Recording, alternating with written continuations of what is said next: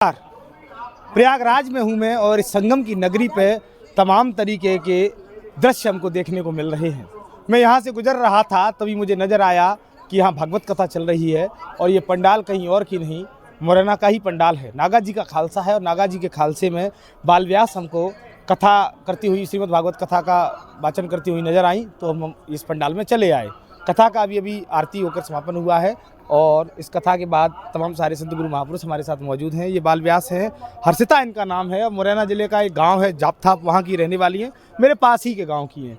और जब अपने पास के, अपने समीप के गांव का कोई बच्चा निकल के उसकी प्रतिभा दिखती है तो उसको दिखाया जाना बहुत ज़रूरी है। वो इसलिए भी ज़रूरी है कि ऐसी प्रतिभाओं को उचित सम्मान मिलना चाहिए कि जापथाप गाँव, जिस गाँव से स्वर्गीय बनवारी लाल जापथाप जी आते थे, ये उन्हीं के परिवार से आती हैं और 14 वर्ष की उम्र से कथाएं कर रही हैं। 7 कथाएं अब तक कह चुकी हैं। अभी इनकी जो कथा है वो प्रयागराज में हो रही है। बाद बाकी का इनका कैसा सफ़र रहा ये इनसे जाने। क्या नाम है आपका? मेरा बाल व्यास हर्षिता अवस्थी, ग्राम जापथाप। हर्षिता, कितने वर्षों से आप कथा कर रही हो यहाँ? मैं 14 वर्ष से बात कर रही हूँ, कथा कर रही हूँ। हाँ 14 वर्ष से कथा। हाँ 14 वर्ष से। तो श्रीमद् भागवत कथा का जो वाचन है वो आपने कहाँ से सीखा? आपके गुरु कौन थे? मेरे गुरु श्री खनेता धाम से श्री महामंडलेश्वर राम भूषण दास जी महाराज थे। तो कथा मतलब कैसे ख्याल आया कि मेरे को कथा करना चाहिए, मुझे या बाल व्यास बनना चाहिए? हम एक बार कथा में गए थे, वहाँ पर हमने देखा कि कथा कर रहे थे महाराज जी, तो हमने उसी कथा को देख करके हमारे मन में भाव आया कि हम कथा करें। तभी से हमने कथा करना, कथा की तैयारी करना, पढ़ना, उसी से वहाँ से ही हमारे मन में हनुमान जी की कृपा से बस वहीं से चालू कर दिया। जैसे मैं देखता हूँ हर्षिता, हमारे यहाँ की तमाम सारी बच्चियाँ हैं और तमाम सारे बच्चे हैं जो पढ़ने के लिए वृंदावन जाते हैं, कोई काशी जाता है और विभिन्न प्रकार की कथा करता है। तो तुम्हारा भी ऐसे कुछ हुआ कि आप घर से छोड़ करके गई हो, कहीं वृंदावन में रही हो या अन्य किसी जगह से शिक्षा ग्रहण? जी नहीं, मैं कहीं पर नहीं गई। मेरे ऊपर तो साक्षात हनुमान जी की, जगदर वाले हनुमान जी की कृपा है, जिससे मैं घर पे ही बैठ करके मैंने कथा का अध्ययन किया है। तो आपने मतलब ऐसे कथा किसी से नहीं सीखी और वो सारी चीज़ें आपने किसी से नहीं सीखी? जी नहीं, मैंने किसी से नहीं सीखी। अब तक कुल कितनी कथाएं कर चुकी हैं आप? मेरी कथाएं कुल 6 हो गई, ये 7वीं कथा है। 7वीं कथा है ये प्रयागराज में।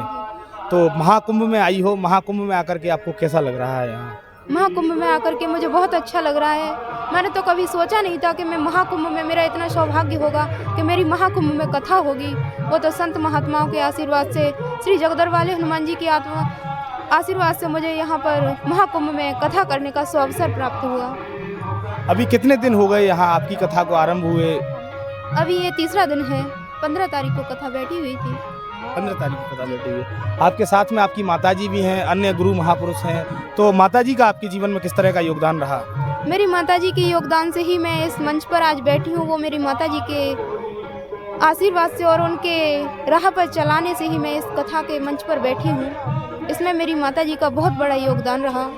हर्षिता जी, मैं एक चीज़ देखता हूँ आजकल की जो लड़कियाँ हैं, नई युवतियाँ हैं, वो जीन्स पैंट पहन करके और उस तरह के फुअर तरीके के कपड़े पहनकर रील्स बनाती हैं और आपको मैं देखता हूँ कि मंच पे यहाँ भी देख रहा था, आप बैठी थी, कथा कर रही थी, कथा के बाद में आप मंत्र जाप करती हो, भगवान का अध्ययन स्वाध्याय करती हो, ग्रंथों का, ये सारी चीज़ें। तो उन लोगों को क्या संदेश देना चाहोगी तुम?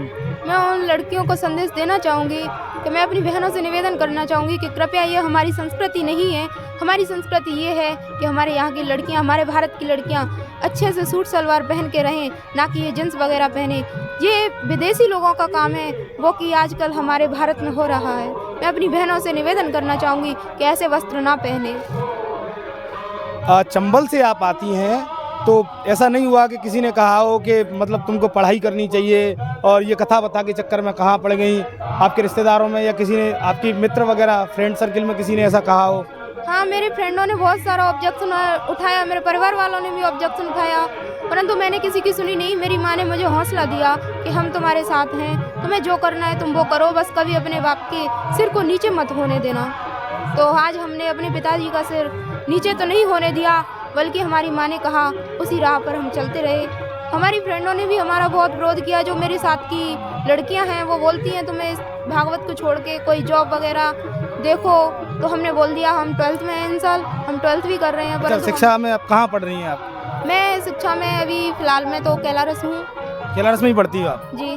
कैलारस से किस सब्जेक्ट से पढ़ रही हैं आप? मेरा एग्रीकल्चर है, क्योंकि मुझे पढ़ने के लिए समय नहीं मिलता, मैं भागवत करती हूँ। भागवत करती हैं, तो आगे क्या करने का प्लान है? शिक्षा के बाद में इसी फील्ड में आगे बढ़ना है या फिर कहीं नौकरी वोकरी का भी विचार है कि? जी नहीं, मुझे कुछ नहीं चाहिए, वो तो हनुमान जी की इच्छा है। जैसा हनुमान जी चाहेंगे वही होगा। ना तो हमें पता है कि हम क्या करेंगे, जॉब करेंगे या कथा करेंगे। जैसी हनुमान जी की इच्छा रही वैसा ही चलेंगे। बहुत बहुत धन्यवाद। तो ये की माता जी है, क्या नाम है आपका? आप आगे आए थोड़ा। मेरा नाम रामलता शर्मा जी।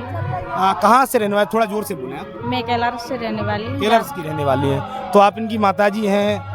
लोग जैसे एक कथावाचक छोटी सी उम्र से बन गई, इन्होंने कहीं शिक्षा का अध्ययन नहीं किया, तो कहीं ना कहीं जब बच्चों को आगे बढ़ाने में उसकी माता पिता प्रथम गुरु होते हैं, उनका अहम रोल होता है। तो आपका रोल किस प्रकार का था इनके जीवन में? हमारा कोई रोल नहीं है, ये तो भगवत इच्छा है भैया, परमात्मा की इच्छा से, स्वयं हनुमान जी की कृपा है उन पे। हमारा इसमें कोई रोल नहीं है। वो तो बड़प्पन देने का बच्चों का काम है। हमारा कर्तव्य था, वो हमने पूरा किया है बस। आप कथा पंडाल में जाती हैं तो देखती होंगी कि हजारों की संख्या में श्रद्धालु आते हैं, भक्त बैठते हैं, श्रव कथा श्रवण करते हैं। तो एक माँ के रूप में आप किस तरह देखती हैं इस सबको? मुझे ऐसा लगता है कि हर एक लड़की को कुछ ना कुछ ऐसा करना चाहिए जिससे उसकी माँ को उस पर फक्र हो। जैसा कि आज हर्षिता अवस्थी जी कर रही हैं, इसी तरीक़ा से हर ही बच्चियों को, हर घर की बच्ची को करना चाहिए। जो बच्चियाँ रील्स बना रही हैं, ये ऐसे काम कर रही हैं, ये अपनी संस्कृति नहीं है। अपनी संस्कृति क्या है? बच्चों को सुविचार देना। जितना ज़्यादा पढ़े लिखे नहीं है भैया जी, हम थोड़े छोटे से गांव से आते हैं, इतना ज़्यादा जानते भी नहीं है। लेकिन हाँ, माँ का सबसे बड़ा रोल होता है बच्चों को संस्कार देने का। भगवान की इच्छा से, वो तो परमात्मा की कृपा होती है, हम कुछ नहीं कर सकते। वो परमात्मा की इच्छा ना हो तो संस्कार भी नहीं लेते बच्चे। बिल्कुल। तो ये थी हर्षिता की माँ जो बाल व्यास हैं हर्षिता, और उनके गुरुजी हमारे साथ मौजूद हैं जो यहाँ इस कथा का आयोजन करवा रहे हैं। क्या नाम महाराज आपका? हमारा नाम शत्रुघ्न दास। शत्रुघ्न दास जी, इस कथा का आयोजन हो रहा है, तो इस कथा के आप आयोजक हैं? आयोजक परीक्षित। आयोजक और परीक्षित आप ही हैं इस कथा के? इस कथा तो महाराज जी कहाँ से? आप भी चंबल से? हम आए हैं भिंड जिला, तहसील गोहद, ग्राम डांग बड़खरी से आए। अच्छा, तो आपके जीवन का ये कौन सा कुंभ है? हमारे जीवन का जो छठवां कुंभ। छठवां कुंभ है। तो जो अपने जीवन में आप 6 कुंभ पर्व देख चुके हो, इस बार का कुंभ में क्या विशेष देखते हैं आप? इस कुंभ में विशेषता ये है कि प्रत्येक कुंभ से अलग अलग जो है सुधार होते चले जा रहे हैं। उसमें बहुत ही आनंद आ रहा है और सब तरह की व्यवस्था है इनमें। महाराज जी, ये प्रयागराज में ये कथा चल रही है बाल व्यास हर्षिता की।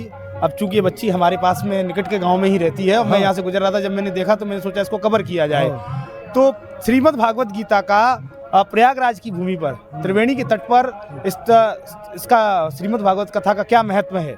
इसका ये महत्व है श्रीमद् भागवत कथा का कि यहाँ 33 कोटि देवता निवास करते हैं आकर के कुंभ में, और परीक्षित को जो कथा सुनाई जाती है सिर्फ मौत से डर के वैसे जिंदा करने के लिए। इसलिए देवता लोग जो है कलश लेके आए हैं, तो उस कलश को व्यास जी ने निष्कासित कर दिया है कि जो हमारी कथा है, हम इस कथा से इनको जो है जिंदा करेंगे। और परीक्षित, लोग कहते हैं परीक्षित की मृत्यु होगी, परीक्षित तो अमर हो गया इस कथा से। श्रवण यानी भागवत कथा अमृत कथा है, उसको सुनकर के परीक्षित तो अमर हो चुका है, परीक्षित मरा नहीं। बहुत बहुत धन्यवाद। तो ये थे हमारे साथ महाराज जी शत्रुघ्न दास जी, जो इस कथा के आयोजक हैं, और मोक्षदायिनी माँ गंगा के तट पर इस प्रकार की गतिविधियाँ चल रही हैं। हम एक एक गतिविधि से आपको अपडेट लगातार देते रहेंगे। हमारी खबरें आपको अच्छी लगती हैं तो कृपया शेयर करना ना भूलें, और यूट्यूब पर अगर आप हमको देख रहे हैं तो कृपया चैनल को सब्सक्राइब करें। धन्यवाद। जय हिंद।